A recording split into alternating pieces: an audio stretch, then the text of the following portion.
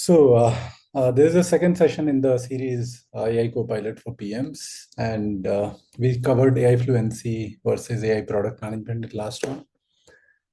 The second thing that we covered is how to start at least building your own GitHub. Now, in this session, we are going to talk about Claude Code, and in the next one, we are going to talk about how to read code and do various things with Claude Code, right? So we'll still do PM work like with Claude Code in this session, but next session is more about if you are expecting that, how do I read code and how do I do those things? How do I build skills with Claude and then execute that? I think that is where next session will be very, very useful.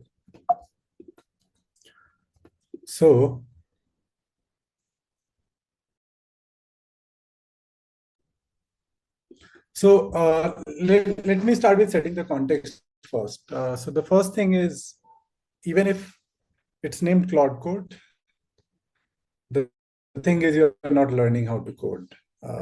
As a PM, if somebody tells you like, are you using Claude Code? And you're like, no, I'm not coding something or I'm not doing something. That's not the right response, because Claude Code is literally like going to help you with build a very, very new workflow. So whatever AI Copilot that we build for PMs throughout this series is going to be heavily dependent on Claude Code. And we are not going to touch code. We are not going to write code. But it's just that it's such a beautiful tool. It's such a beautiful product that it can help you create new workflows.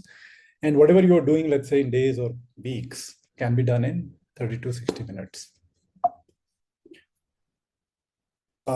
The second thing that you need to understand is, let's start with the history of like how we came out to be here, right? Now, the history of how we came out to be here is, I think in 2025, beginning of 2025, a product that got very, very popular was Lovable. In fact, it got so popular that I created a course, AI prototyping for PMs, and Lovable was one of the hero products that we I taught like how to use. Now, in 2025, if you look at the entire 2025, it was all about Lovable. And what Lovable used to do is basically you can give a prompt to Lovable and it will actually like create a very beautiful website, landing page. So you just like think of it like you're doing natural language coding, but not even natural language coding. You are giving your PRD to a developer and the developer is taking that PRD and building a product. The only problem that you see with Lovable is, one, most PMs are working in existing setups, which means they cannot take their own code base and use Lovable, or they cannot use their own design system and use Lovable. Lovable does not like messes it up because it is not built like Figma. You cannot give it Figma designs and expect it to be pixel perfect, because Figma is fundamentally a very, very different technical architecture as compared to Lovable. Lovable is all about, let's say, HTML generation. Figma is with vectors and all that, right? So what PMs end up realizing is, if I have to adhere to, like, even if I have to build a simple feature on my product, I cannot do it because it does not adhere to brand guidelines, and it also does not have context of the entire code. So the best thing that can happen with Lovable is it was a good demo builder, and a lot of people started building hobby projects, right? So this was 2025, and towards the end of 2025, around December, it was actually 18th or 19th December, something happened which changed this entire landscape for like coders and PMs. Opus 4.6 came in and Codex launched. They both launched within a span of like 24 hours. Now, Opus 4.6 is miles ahead of anything that we had seen before. Like Opus 4.6 is where like you ended up realizing that coding agents or coding has come very, very close to natural language coding, because that translation layer is kind of getting bridged very, very efficiently with Opus 4.6. And this was just before the holiday, in which case, like a lot of people who are living in Silicon Valley and in tech ecosystem got their hands on Claude Code and all. So a lot of people got hands on OpenClaw, in fact. And some of these products became very popular. Cursor became very popular. Claude Code became very popular. And OpenClaw become very popular. OpenClaw is another thing that we are going to cover later in this series, but not the topic for today. Now, if you look at Cursor and Claude Code, they started very distinctly. Like Cursor started as a thing. Think of it like Cursor is more of, you download Cursor and you use it like a development system. So I don't want to use technical words, but think of it like it's basically a software within which you can write code. And it's a software within which you can write code, which also means, just give me one moment. I think this meeting capacity is full. So I'll just take a moment to increase this. And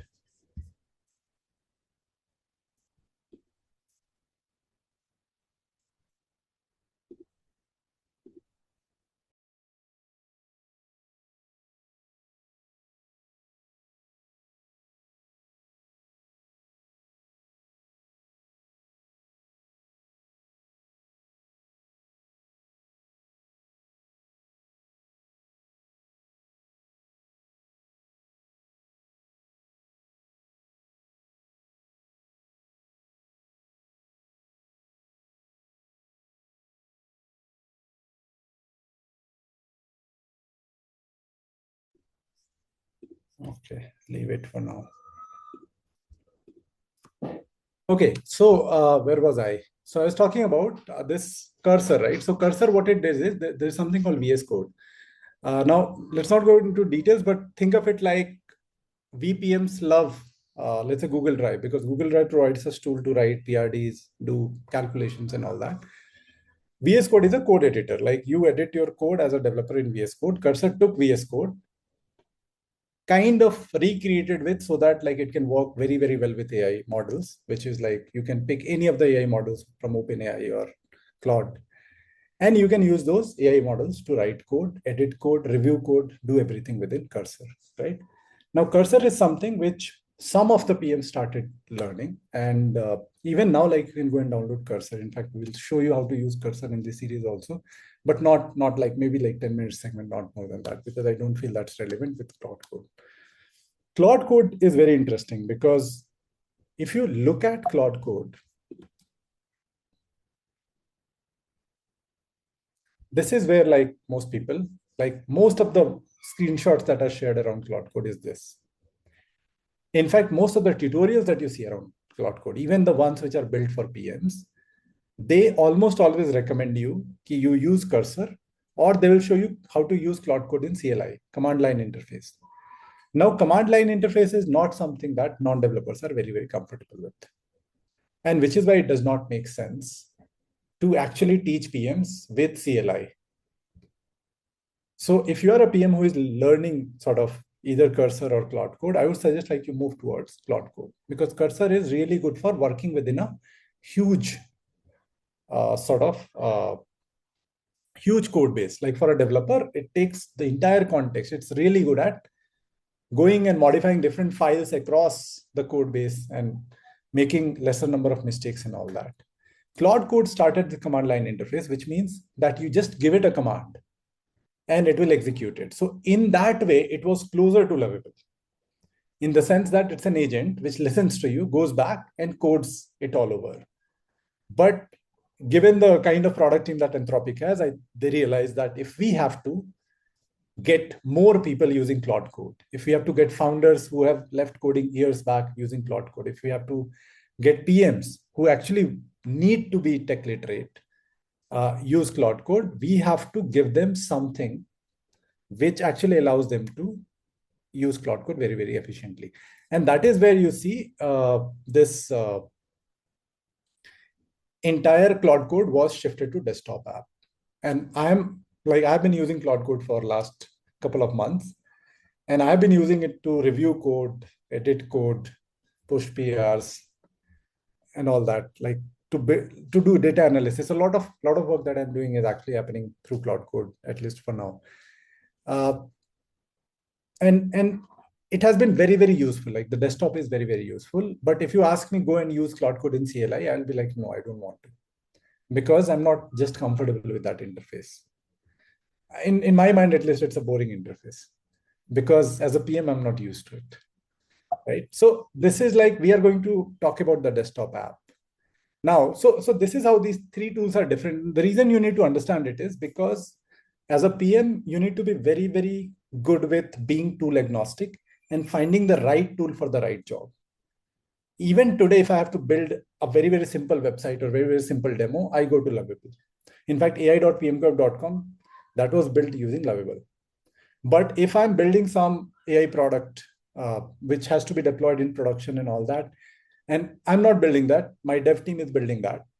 What I do is I just like pull that code and I just keep reviewing it to understand whether the business logic that is implemented is actually implemented very well or not. That is how I am using Claude Code, right? Cursor is something that I started. It's not super difficult to actually use. If you like that, I think you can use Cursor also. Opus 4.6 is available in both. GPT 5.4 is available in both. So you can be like, I believe that as a PM, you can be tool agnostic. And these are the three tools of development that you have. AI prototyping plus like plus is what you have in your toolbox. Now, another confusion that people have is Claude Code versus chat. So I'll show you very simply. Let me share my act.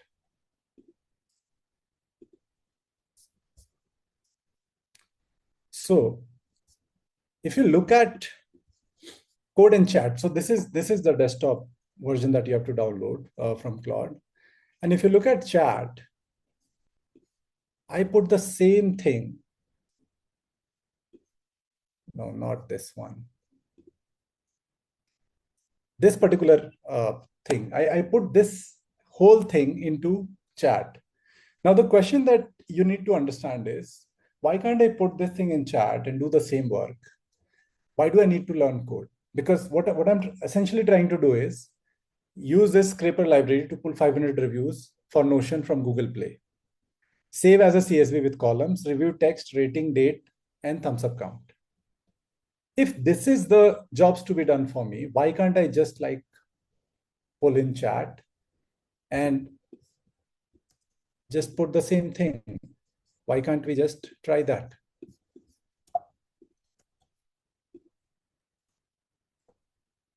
Wouldn't it be able to just like do the same thing? And which is where the question becomes, why do I need to use Claude Code for this if I can use chat for this, right?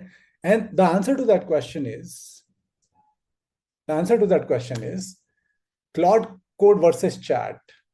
It's basically they're using the same brain, which is Opus 4.6, but the body is different.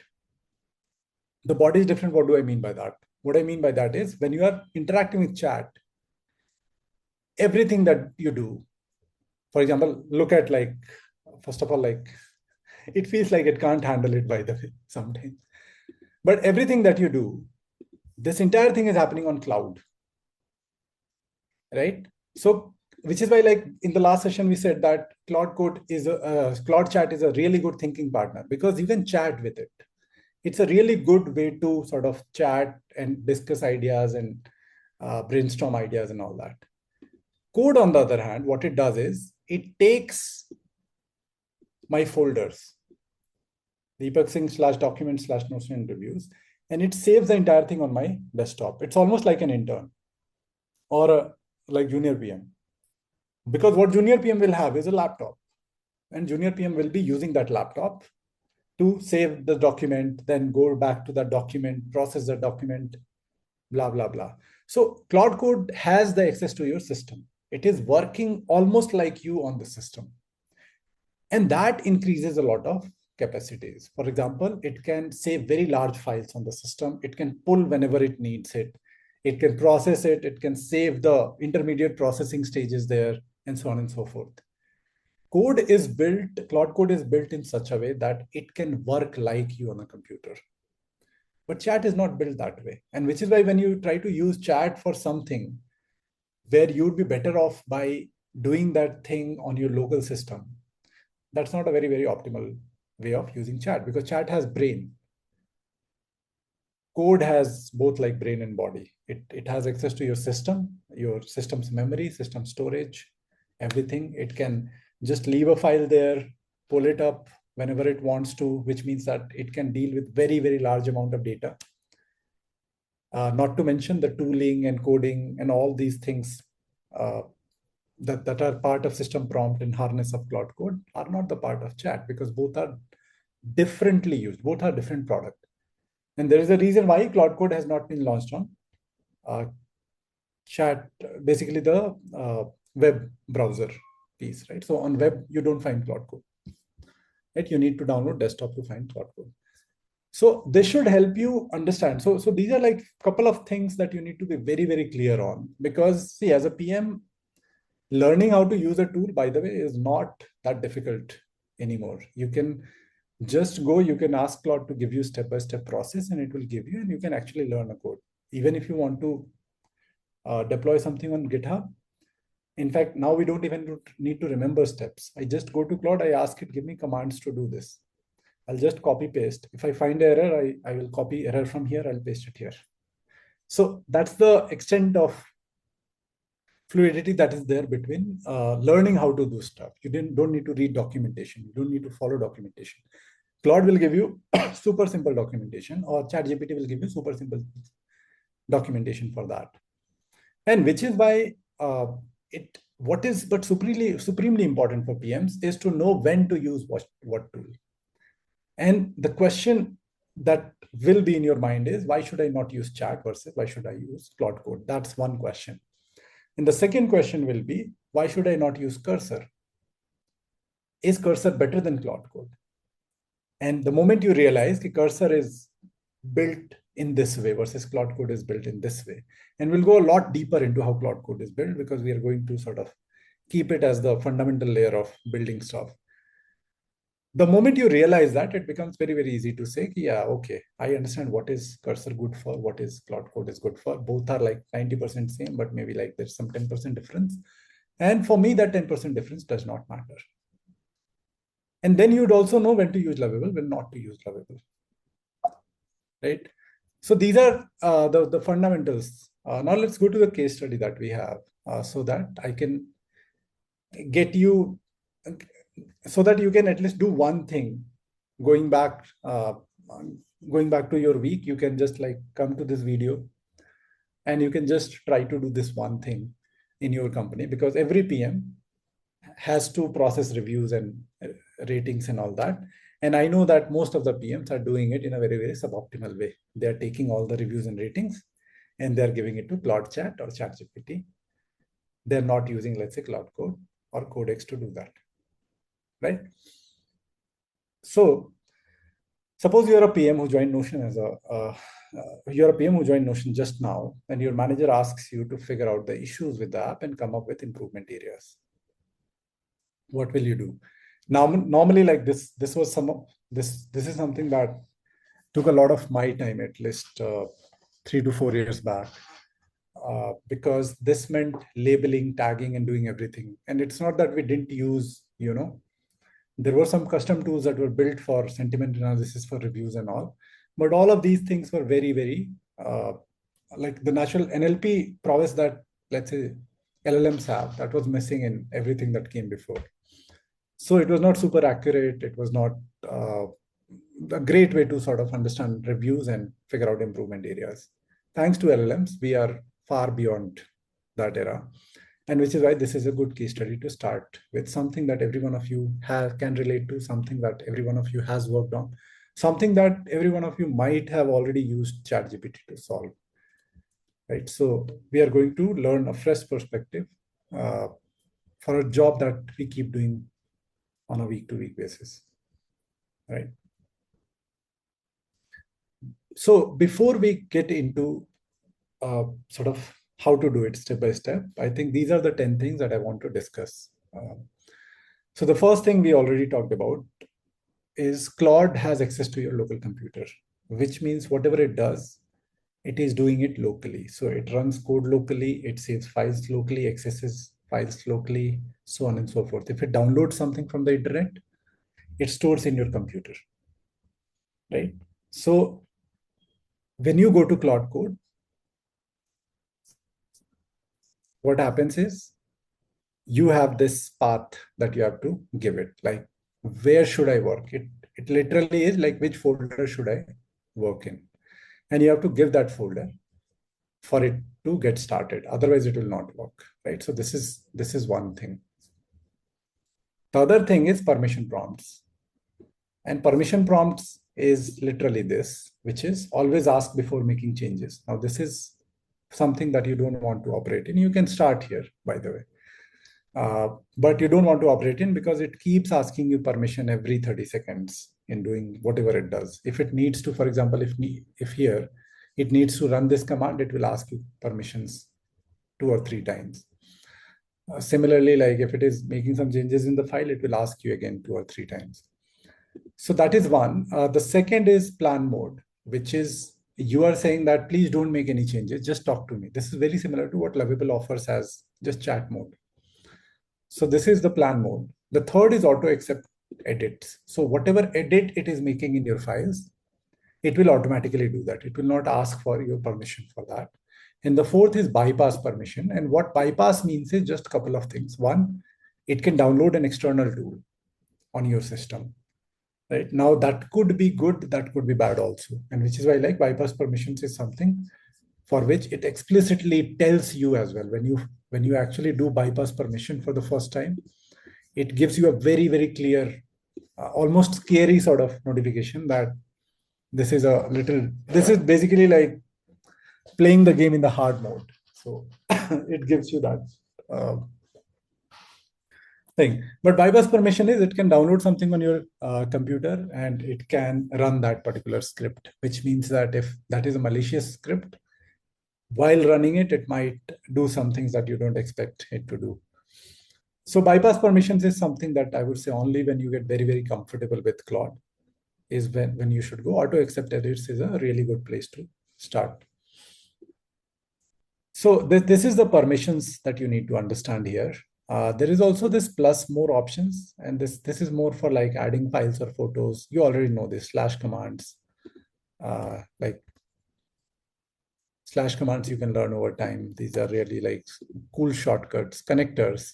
You can connect your drive, you can connect other things, and you can also add plugins, right? Now, if you don't understand plugins, don't worry. Just go and search it. And I think it's something which PMs can very intuitively understand. So this is permission plus button. I already talked to you. The fourth thing that you need to remember is, and this is something that we intuitively have understood over time while working with, let's say, Lovable or something, where we are doing complex work, which is don't give it multiple tasks per prompt. Just give it one task per prompt. Because what happens is when you give it multiple tasks per prompt, it can do like some of these tasks and it can leave some of the other tasks. That is the number one thing. Second, there could also be overlap and confusion in the intent translation of the task, right? So try to do it like one by one. Don't be impatient while working with AI. It's already making you very, very fast. You don't need to be super fast around that. The third thing is, the fifth thing is self-correcting loop. So what you'll also realize is Claude will sometimes make mistake. And this is my favorite part. What I do is, normally, this is the default mode in which it will show you things, but I tend to look at what it did. Because I'm anyway waiting. So what I do is I just like go and I read like what it did. And here also I'll go and read what it did. And it just helps me learn things.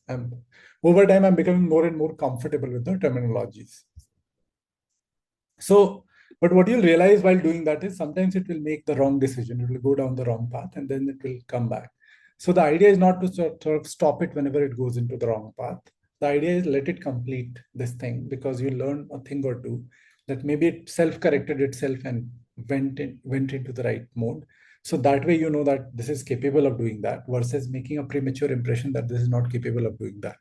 Right? So this has a self-correcting agent. Agents in general are autonomous that way, which is like they'll go down a wrong path, they'll figure out this is a wrong path, they will correct that. And Claude Code is a coding agent.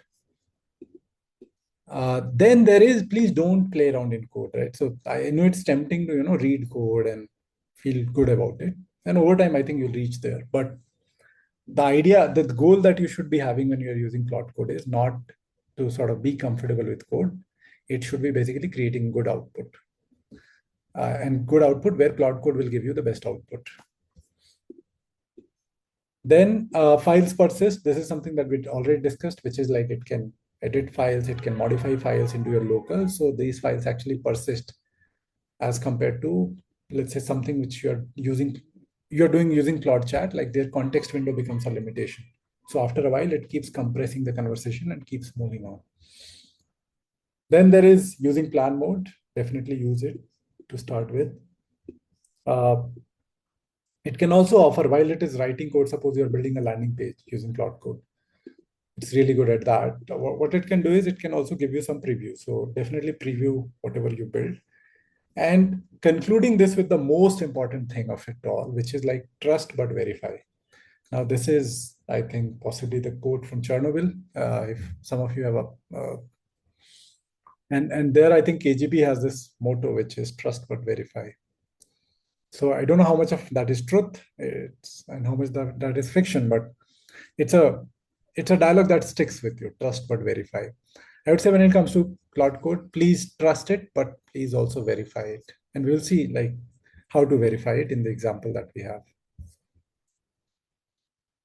Right. GitHub to Claude Code, we have already discussed like how to start your GitHub, but GitHub to Claude Code connection and working and pulling, pushing, doing everything is something that we'll cover in next session. And something that I'm not going to cover today, right? So, which is basically the idea to sort of cover this entire thing is so that you can understand features very well. So the best use case that I have found for myself is I pull the code that my devs have written, and then I'll go through that code, maybe like file by file. So mostly I'm reading Python code because that's the stack that we have. But in Python, like it's extremely easy to, first of all, like it's very close to English. It's a high level language. So it's very, very easy to read and understand. But at the same time, it helps me see if the feature is built in the way that it is built. Right. So my QC time actually reduces, or even my RC has improved after this. The second is you can navigate code, right? So if something is not clear to you on how this is implemented, you can literally go to that part of the code. You can ask it to explain you how is the logic getting executed. And possibly if there is a edge case that you have in mind and you are not sure whether that is handled, you can, without consulting developers, you can literally like read that out. And the third is it will also help you. This is the final stage. This is the end game where you will be able to build a little bit of code of your own using Claude Code. Of course, Claude Code is writing, you are validating. And then the magical moment will be when you push this as a PR to developer, and they will review it and they'll accept it and they'll launch it. But something which is far not very close in the future, but something that you should keep your eye on.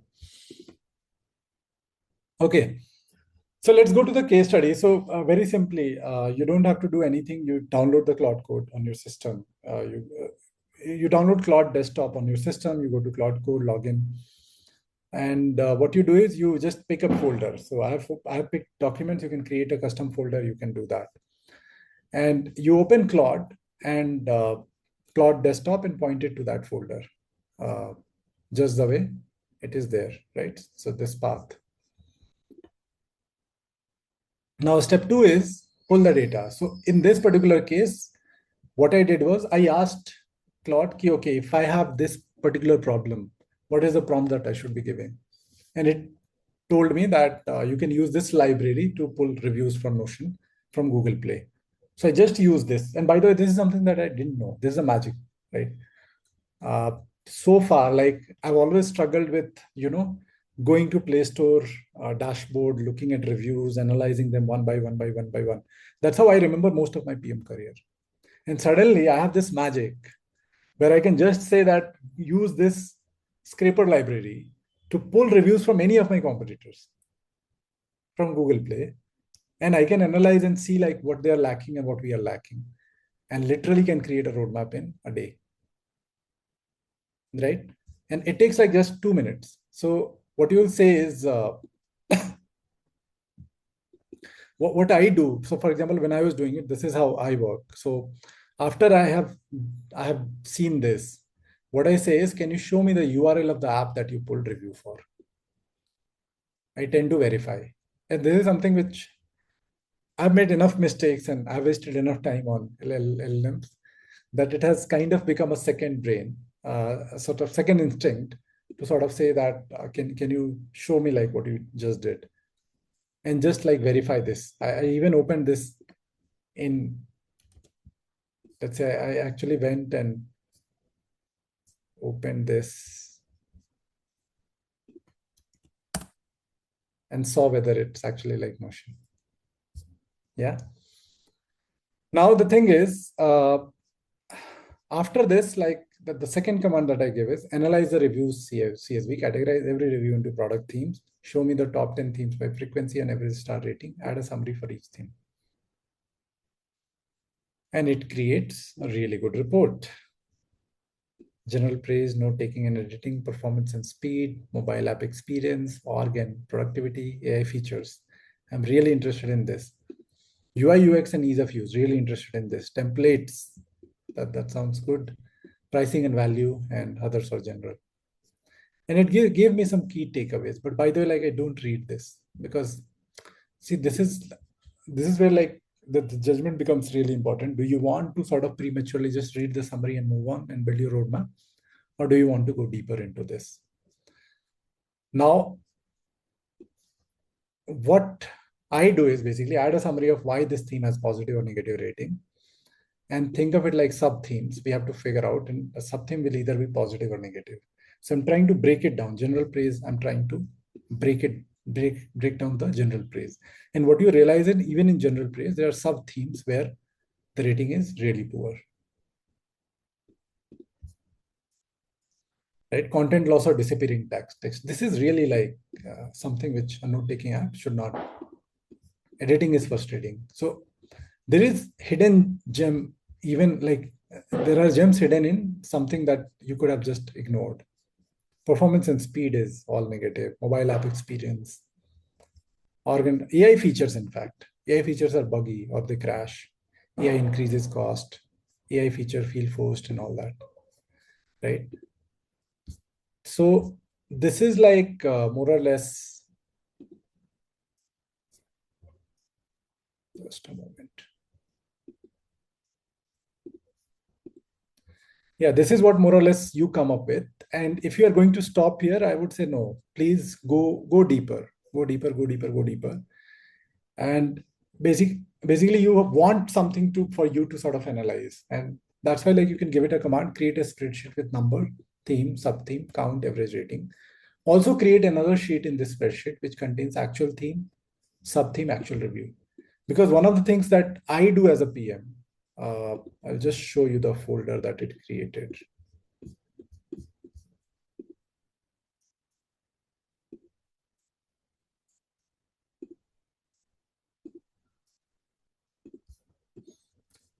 So one of the things that I do as a PM is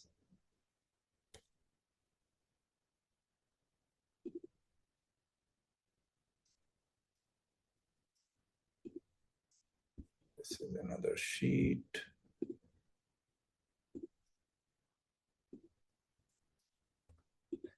Basically, this is good enough, but this is not great because what I like to do is if I get interested about one of these things, for example, if I get interested about AI features are buggy or crash, I will go here and I'll go to this and I'll actually read the review verbatim. Because without reading verbatim, I'm not sure what the problem is. So the entire goal of going after ratings and reviews is to understand why people are not liking something in your product. And whenever you are trying to understand why, if you're reading summaries to figure out why is this broken and why is this not broken, that could actually you'll lose a lot of nuisance. And where it will hurt you is not that you'll not have a good roadmap on paper. You'll have a convincing roadmap. You'll have a good roadmap on paper. But where it will hurt you is you will not be able to understand why a certain solution could have been better than the solution that you proposed. Because if you understand why people are not liking your product, if you really go deeper into that and you understand the nuisance of it, the solution that you can come up with will be very different as compared to you just knowing that AI features are buggy or they crash, right?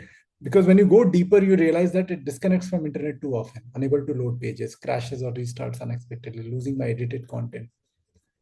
It literally gives you the roadmap. You don't need to think much. And of course, some of these are related to network problems, and also you remove all that. Like you look at your data to figure out what is really broken.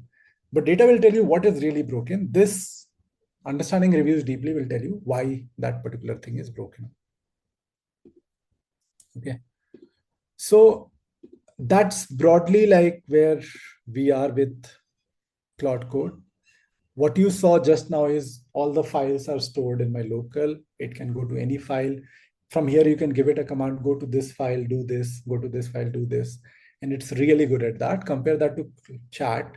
If in chat you had created 10 files, you will start realizing that the hallucination rate actually increases quite a lot. But here it does not, because it is built to sort of tackle a lot of files in a file system, because coding is all about like having hundreds and thousands of files, and each file will have, let's say, thousands of lines of code. So it literally has to operate at that level. And that's why like it's really good for PMs, because we operate with thousands of documents. And it's really good at that, right? So this is broadly like,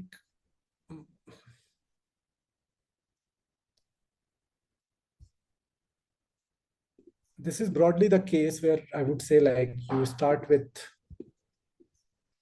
like using Claude Code for this one, do it for your own company. While you are doing it, one thing that you can do is just go and disable that. It will use that data for improving the model. That way your data will not be going to Claude. Or even if it is going, they have a retention policy, which they have to delete it within 7 days or something. But they will not be using it for training purposes, which means that your data is safer. Not fully safe, but safer. Sorry. Then we did theme analysis. Then we did like sub themes. Then we created the final artifact that I can use as a proof of my work. Number one, use as a proof of whatever proposal I'm making. And also I can do a lot of analysis on top of this, right? So yeah, this is like more or less what it is. It removes a lot of time that you could have taken, and it literally took me like 20 minutes to do this entire thing. Now, the same thing if I were doing in a pre-LLM era, or even like with chat. With chat, it's still easier, but with chat, I cannot go to the nuanced level, right? So with chat, it takes me more time, more frustrating. And also like, I'm still not sure which of the files are actually like accurate or not accurate, because I have to, first of all, download them. And I'm really lazy when I'm working with LLMs. So you have to do a lot of things yourself when you are working with chat. This is very similar to how you work. So think of it like, if somebody is working on your system the way you work, intuitively it becomes very, very easy for you to just take the handover and do the work from there. Versus if you are doing the same thing in Claude Chat, even if it's accurate, you'll not get the handover directly. You have to download each of that files, save into the same place, name them, do all of those things, and then verify them. So that becomes a little bit more frustrating. Not to mention, there is a point after which chat actually fails, and you don't know what that point is. So why do you want to take that risk? Yeah. So yeah, this is like more or less what I had for this session. Now I'm going to take some questions, and in the next session, we are going to literally take a code base and see how to read a code base, how to understand a code base, and then how to understand how features are built and all that. So that will be one part. And the second part of the next session is Claude skills, because Claude skills is the basis of the Copilot. So once you get familiar with these tools like Claude Code and GitHub and all, the next bit is understand Claude skills very well. And the bit after that is basically look at everything that we do and build a skill for that. And build a skill for that, of course, in this session collectively. But at the same time, you can go back, you can take that skill, you can fork that skill, and you can modify that skill for your own organization. So by the end of these 12 sessions, you will have almost like an AI Copilot, where depending on the task that you are asking, even in your chat, it can trigger the right skill. Even if you're discussing about market sizing, it triggers that skill that you have custom made for your company or for your work. And that skill will aid to whatever like Claude Chat would have given you plainly. And that's what we mean by Copilot. Not to mention, Claude Code is really good at doing a lot of automations and work and everything. It will also help you get deeper into the code base. So that's broadly what we had for the session. We are at 42 minutes, so I think it's good. Please provide your feedback, and meanwhile, I'll start picking questions one by one from the chat.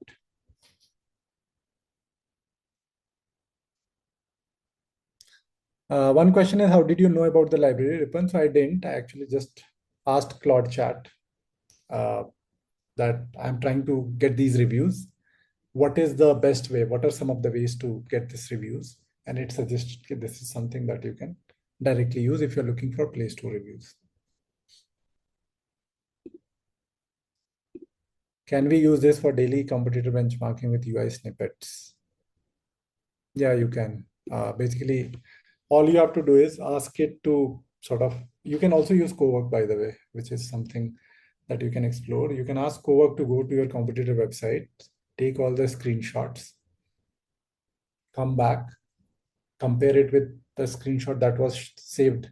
Basically, ask it to save it date-wise, compare it with previous date, and then see if there is a delta and just track it like that. One is that, but there could be other ways to do that also. I'm sure like when you start brainstorming with Claude itself, you'll come up with 3 different ideas. Just pick the idea that is suitable for you, and this will help you build that. I mostly use Google Sheets. Can it work on my Google Drive? Yes, it can work on Google Drive. There was a connector, right? That plus sign that I talked about. You can literally see the Google Drive option there. You can connect your Google Drive to it. Do you have a way to maintain a local knowledge base or project so that each query or session can have a better file management in local machine? This is something that I'm not good at, by the way, which is how do you maintain your local knowledge base or project so that each query or session can have better file management in local machine? I don't have something like that, honestly, but this is a great question. It pushes me in a direction to actually explore this and get this for you in one of these sessions. So I'm just going to bookmark this and keep this with me.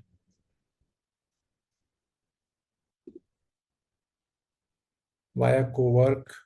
No, so I think the idea is like, think of it like file management system. Like what is the philosophy, tenets, and everything that you follow about file management system so that extracting these files at will becomes very, very important. So if some of you have read Building a Second Brain, you will relate to it. So he talks about the para, this project para, like Tiago Forte sort of wrote the book also around building a second brain, BASB. So BASB, he talks about the para mechanism to store files. If you go to even in the literature of note taking, there is this very interesting method which Obsidian actually follows. So there are different ways on how to categorize and keep files. I think for PMs, we need to figure out what is the best way to categorize and keep files so that we can always access it in the best manner possible. Is the scraper a tool that you build or is it available as a library function? It is a function. Like I said, I literally didn't do anything. I just asked Claude, how do I scrape? And it told me just use this. And which is why I'm saying it's magic, right? That there is a way we have been doing things and that entire thing is changing. And the goal of this entire series is to get most PMs in the ecosystem comfortable with the new thing that is the new era that we are in. Migration activity from old tech systems to a new product on new stack. Should it be done with Cloud Cowork or Cloud Code? Cloud Code. Cloud Code. Any migration activity. Cloud Code. How do you rank cursor codecs in Cloud for coding? Cursor should not be compared because Cursor has multiple coding models. So at least in terms of coding models, if you want that flexibility, Cursor is good. Cursor is also something which is really good if you're writing code, writing, editing, and asking it to. So if you are a person who likes to edit code, Cursor is good. Cursor is possibly the best option. Most PMs don't have to edit code or don't edit code. And which is why your coding agent, in terms of coding agent, Claude is superior. Opus 4.6 is superior than anything that at least I have seen in my experience. Codex is good for certain tasks. Again, some people say it's very dry and all. I haven't spent a lot of time on Codex because to be honest, see, all of these models, benchmark wise, they're similar. And it's not that I want to become the best developer. I'm a PM who is using the model. So Claude has always been ahead of the curve when it comes to coding. And even in terms of market cap that you see, right? Like if you look at the percentage of market that coding agents have, and of those coding agents, let's say the percentage of market that Claude has, Claude is the leading model. And it has been a leading model for like last couple of years. So purely from that perspective, purely from a strategic point of view, I said that I'll pick Claude because I know that this company is going to be one of the leading models if it is not going to be the most leading model. So if you are a PM asking me like, what should I pick? I would say pick Claude because for knowledge work, there's nothing that even comes close to Claude. And by extension, pick Claude Code because it is agentic. And we as PMs need agentic coding as compared to actually like coding into the uh, coding into the system, basically writing code and editing code and all that. Data migration as well. Yeah. See, one of the things you'll realize, right? Code is reliable, whereas chat is not. In chat, it can hallucinate. Cowork can hallucinate. Cowork, in fact, hallucinates quite a lot, to be honest. You'll be surprised at how much it hallucinates. So, Cowork, which is the reason I didn't pick, because Cowork feels fancy from a mental model perspective, but it's actually like it creates a lot of trouble. Claude Code, it writes code, which means what is the biggest problem with LLMs? The biggest problem with LLMs are they're not deterministic. Code is deterministic. So reliability wise, it improves the reliability of data migration, code migration, even ratings and reviews analysis. I'm saying data analysis. Why would you not do it with Claude Code? Because Claude Code has access to Python libraries, Python scripts, and every data scientist uses Python for data analysis. So you have a data scientist in the pocket.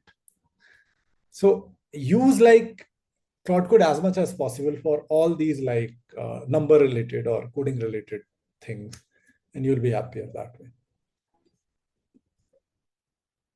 Claude Code fundament functionality can be done using Gemini. Yes, all models do everything. It's just that their capabilities are different. So please choose whatever works for you. Allow Claude to search MCP registry.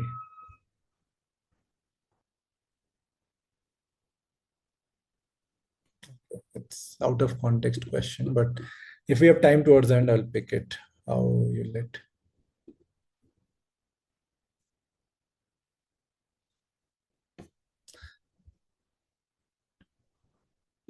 Can Claude Code be used to know the ASO rankings of the app? Again, see, the thing is, don't look for tactical answers in general, like as a PM. You should avoid looking for tactical answers. Can it be used for this or not? Given the nature of LLMs, don't take the entire thesis of these sessions is build your own AI Copilot. It's not that take this AI Copilot that I have built and use it, because that's the way it's happening in the ecosystem. People build something, then they're like, take this for $49-50 and or take this for $100, or take this course where I'll teach you how to build this Copilot and use this. In a way, like they're giving you fish. What you need to do is how to fish, right? And that's a very fundamentally different approach and fundamentally different thesis that I have with this course and like almost every course that I teach, which is The transformation is the core of the course. Knowledge is not. You can get this knowledge. You can literally ask this thing to Claude. Can Claude Code be used to know ASO rankings of the app? And it will be able to give you a good answer. And you follow that answer for next half an hour, and you'll be able to possibly build this also. Either way, you'll know in 30 minutes whether this is true or not. So I would say, please don't ask prescriptive questions where you're asking somebody for prescription, should I use it for this? Should I use it for that? Why do you need to ask? You can just unless it's very fundamental, right? For example, Tarun, what he asked, right? Should I use it for data analysis? Now that's a domain. So there, I think it's a mental model upgrade that you need. But can it be used for ASO ranking? It is a very tactical question. The question should be, why not? And then you end up realizing that if it can do data analysis, it can also do ASO ranking. How? Right? It can literally scrape all these 10 different competitors that you have. It can just look at their rank. It's very simple thing. It's not that difficult to do. Right? So it can be done, but again, my point is, go and try it. Don't listen to me if I say it can't happen or it can happen. Go and try it out.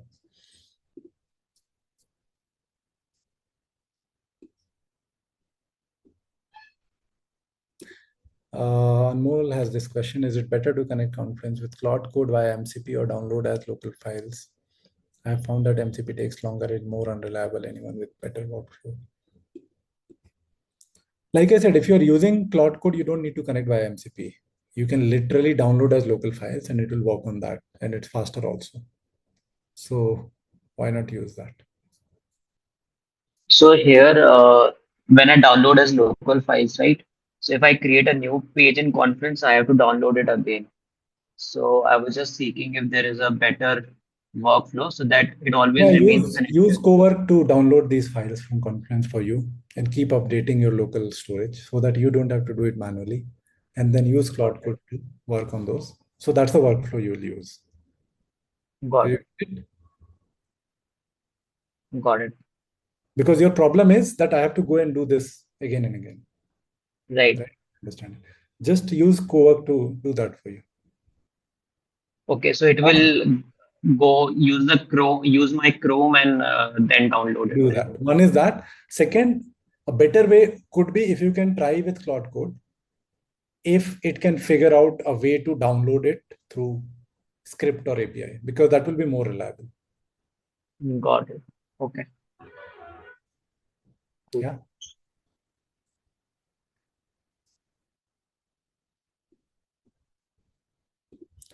I'm currently using anti-gravity for building a small Android app. Would you recommend moving to Cloud Code Desktop for this?